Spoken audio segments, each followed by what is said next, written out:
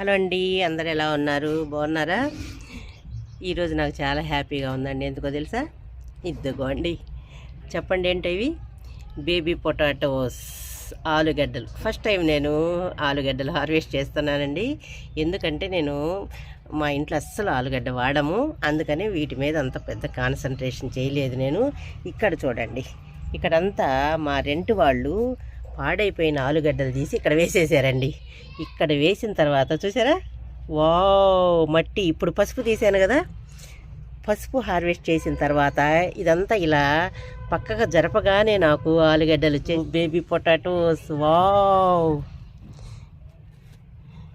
అస్సలు చాలా హ్యాపీగా ఉందండి. ఎందుకంటే ఆలుగడ్డలు ఈజీగా పెరిగిపోతాయి, మనకి వాడుకునే వాళ్ళు ఈజీగా పెంచుకోవచ్చే పంట. కానీ ఏంటంటే పెద్దగా మనం తినము కాబట్టి నేను దీని మీద కాన్సన్ట్రేషన్ చేయలేదు.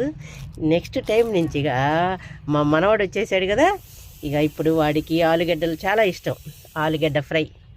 అందుకని ఇక ఆలుగడ్డలు పెంచేద్దాం.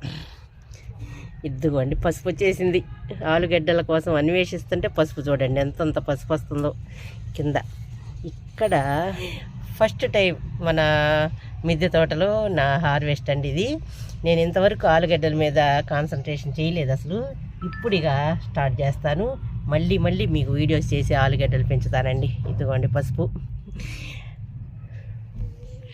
ఇవ్వండి, ఇంకా ఇటు సైడ్కి వస్తూనే ఉన్నాయి చిన్న చిన్న పొటాటోలు. నేను ఇంకా అలా ఉంచేసేయాల్సిందేమో, ఇంకా పెద్ద పెద్ద అయ్యాయి.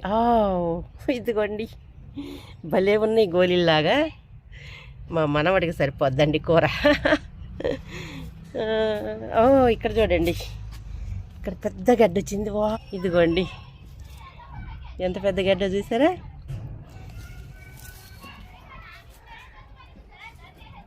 గట్టిగా భలే ఉందండి.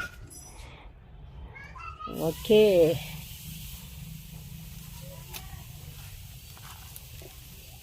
పొటాటోస్ చాలా ఉన్నాయి. ఇవ్వండి, వస్తూనే ఉన్నాయి కిందంతా. ఇంకా కొంచెం రోజులు ఉంచాల్సిందేమో, ఇంకా బాగా పెరిగాయేమో అనుకుంటా. చిన్న చిన్నవి ఇంకా అడుగు నుంచి వస్తూనే ఉన్నాయి. పసుపు అయితే వస్తూనే ఉంది.